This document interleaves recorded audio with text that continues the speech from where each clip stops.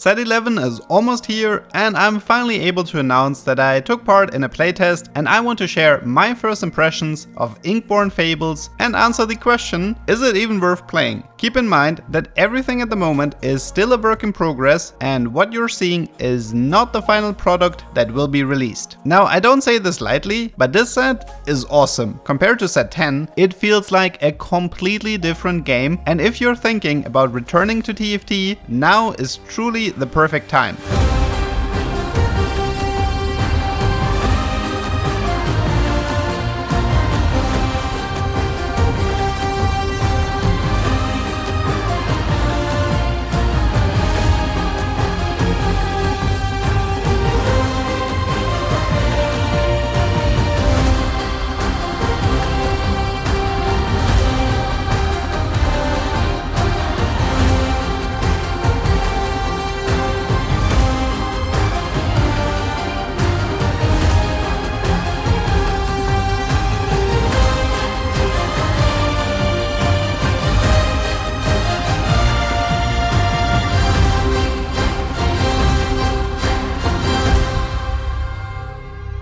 So the way this video is structured is I'm not going into detail for every unit and every trait. I will cover the more complicated traits and units in future videos, and for now I just want to go over the core set mechanics, share some of my personal highlights, and tell you what you can look forward to, and also what Riot can still improve upon. The first point I have to address has to be the theme. It feels like Riot has taken the core of set 4 and just built on it. We have beautiful skin lines like Ink Shadows, Shanghai Scrolls, Spirit Blossom, or Heaven Scale. Overall, it has a very Asian theme, it is very colorful and pleasant to look at. For me, the visuals of this set are an easy 10 out of 10. It is the most impressive looking TFT set to date. But visuals alone won't carry your game, so we do have to talk about the set mechanic next, since they're kind of known to make or break everything. This set mechanic is called Encounters. The way it works is that during the game, you will encounter different champions. There will be a minimum of 2 and a maximum of 5 spread out during the game. These encounters will be the same for every player.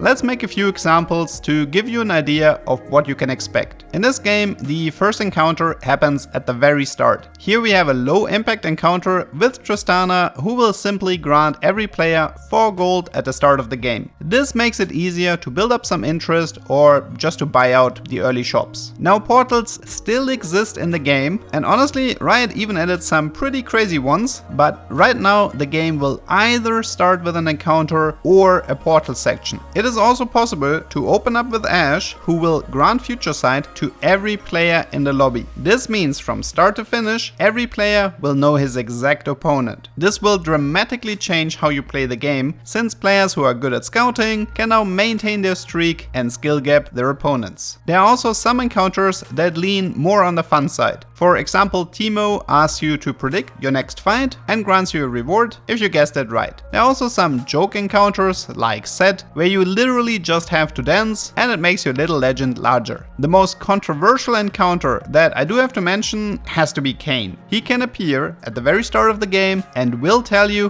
when the game ends. In this game, he announced that the game will be over in stage 5-4. Once the lobby reached this stage, he starts to take down every little legend in order of HP, so your remaining HP will decide your final placement. You should not expect to see him very often. So far, I've only encountered him once, but if he does appear, then it's usually a game worth remembering. Now, I could talk about encounters for hours because there is a sheer endless amount of them. You will love some, you will hate some, but you can definitely expect all of your games to feel quite different, as you never know what the game has in store for you when you queue up. Outside of encounters, you can also expect a ton of new augments, and some of them are without a doubt the craziest ones we have ever seen. Here are some of my personal highlights. 2 for 1 is a prismatic augment that grants you a free copy of the first unit that you buy every round. Free real estate. So if you see a legendary in your shop and you buy it, you now have 2 legendaries for the price of 1. This augment is utterly insane because it helps you so much to upgrade your board and help you reach your 3 stars for your win condition. If you end up seeing no units that you like in your first shop, you can either roll or simply just go for the most expensive one and then sell the copy for bonus gold. Quite frankly, this augment seems so overpowered that I wouldn't be surprised to see some changes to it before the set goes live. Call to Chaos will also very likely become a fan favorite because this gacha augment will simply grant you a random powerful effect. The exact outcomes of this augment aren't even known yet.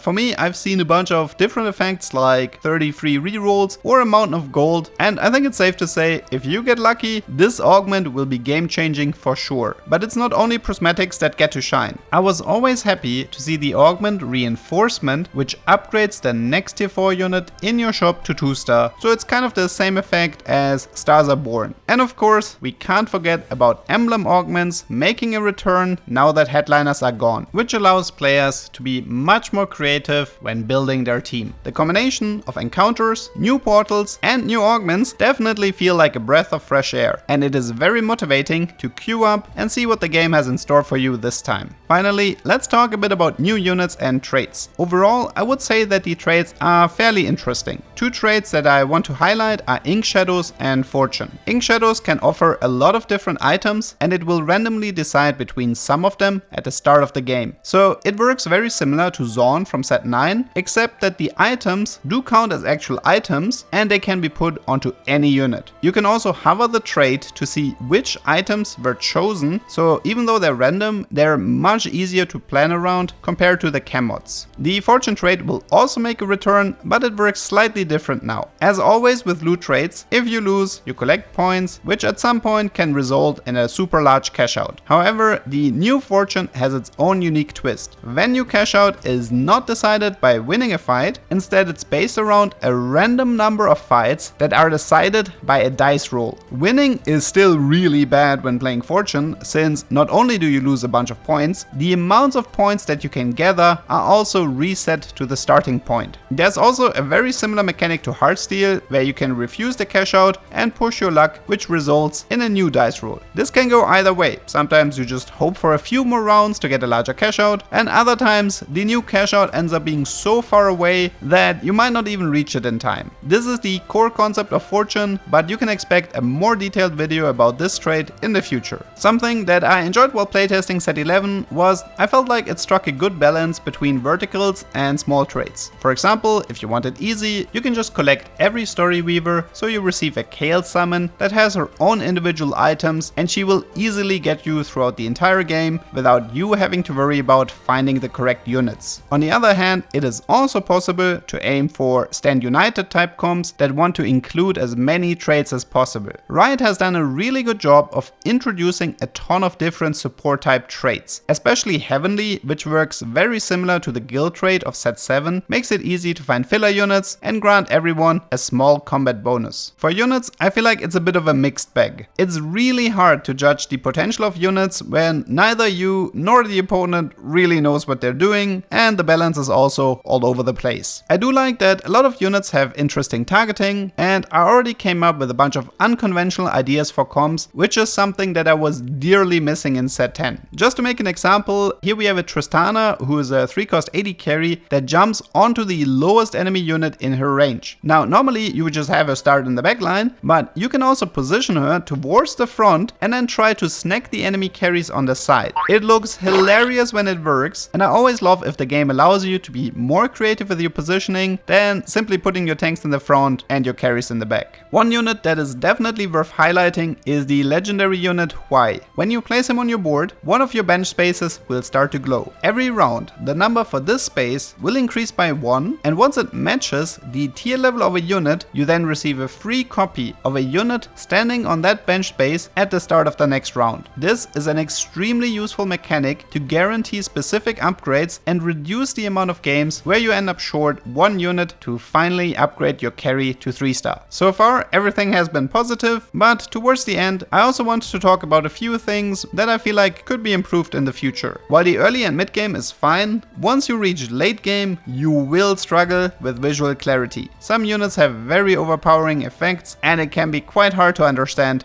what is going on in your fights. Also, it's safe to say that some encounters will be controversial to say the least. I actually don't mind Kane, as I think he's quite fun, and it definitely made the entire lobby laugh when we had an Ahri encounter buffing the board for the rest of the game before Kane decided to just end it all. My problem with some encounters is that I tend to prefer to decide myself how I want to play the game. Encountering a Yorick that makes everyone start with a 7 team size, in my opinion, isn't that fun to play, because he simply overtakes the entire game and forces a very specific playstyle. With regions, this doesn't feel that bad because the players have some agency about the rules that they want to play around, but with encounters, you are completely at the mercy of RNG, which can end up quite frustrating. Nevertheless, I am looking forward to set 11. There are a ton of fun interactions to discover, and I think it's safe to say that this set is looking great and is definitely worth checking out. These are more or less my first impressions. From here on out, you can expect a new video every 2 days, at least for the foreseeable future. I will cover everything from how trades work to cool interactions, so make sure to subscribe if you don't want to miss out on anything. I hope you learned something, and see you next time.